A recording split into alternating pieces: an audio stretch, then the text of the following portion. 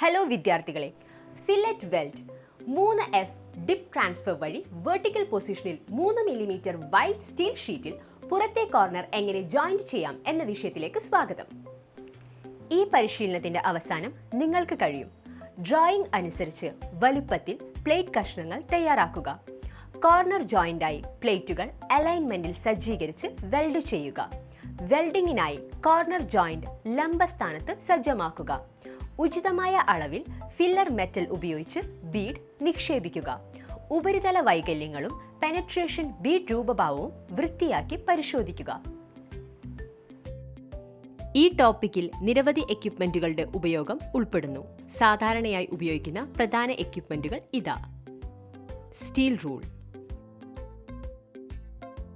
Lighter, wire brush,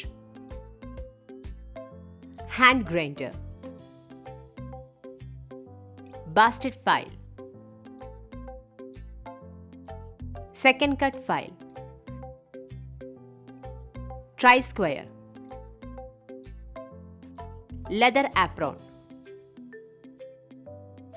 leather hand gloves, leg guard, safety shoes, welding helmet, safety goggles, chipping hammer, welding screen, MIG welding set, carbon dioxide gas cylinder, filler wire feeder, MIG welding torch. Process: സംരക്ഷണ വസ്ത്രങ്ങൾ ധരിക്കുക.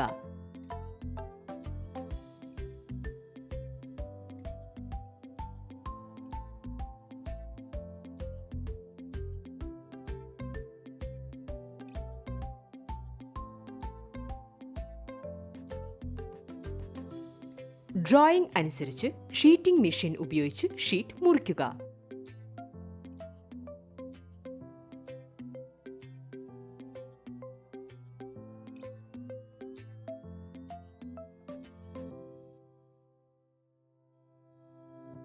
സ്ക്വയറിലേക്ക് ഷീറ്റിന്റെ അറ്റങ്ങൾ grind ചെയ്ത് file ചെയ്യുക.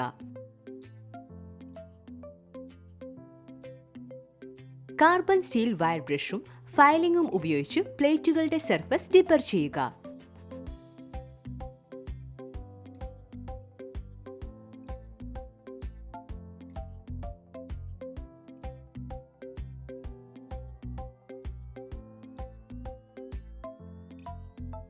Drawing അനുസരിച്ച് കോണിന്റെ രൂപത്തിൽ പ്ലേറ്റ് ചെക്ക് ചെയ്യുക. മെഷീന്റെ പോസിറ്റീവ് ടെർമിനലിലേക്ക് ടോർച്ച് ബന്ധിപ്പിക്കുക.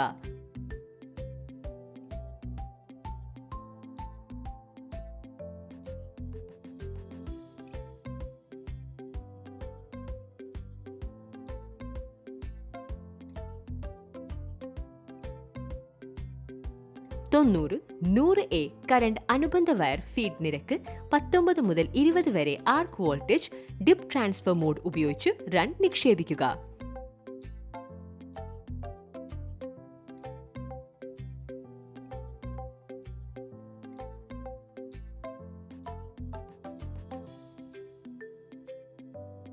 കോർണർ ജോയിന്റിന്റെ രണ്ടറ്റത്തും ടാക്ക് വെൽഡ് മിനിറ്റ് 10 mm നീളം.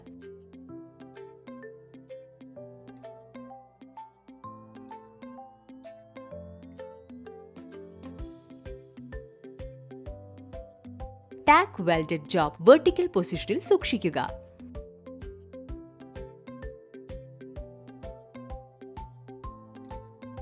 .8 mm ഡയമീറ്റർ ഉപയോഗിച്ച് കോർണർ ജോയിന്റ് വെൽഡ് ചെയ്യുക.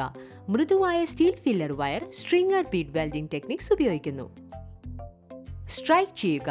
ജോയിന്റ് താഴോട്ടാണെങ്കിൽ ടോർച്ച് മുകളിൽ നിന്ന് നേരെ ചലിപ്പിക്കുക.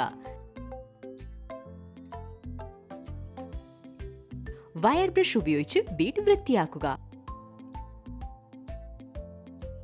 ലെഗ് ലെങ്തും പ്ലേറ്റുകളുടെ സമന്വയം ഉറപ്പാക്കുക. അണ്ടർകട്ട് ഒഴിവാക്കുക. അമിതമായ വീവിംഗ് കാരണം പ്ലേറ്റിന്റെ എഡ്ജുകൾ ഉരുകിയിട്ടില്ലെന്ന് ഉറപ്പാക്കുക.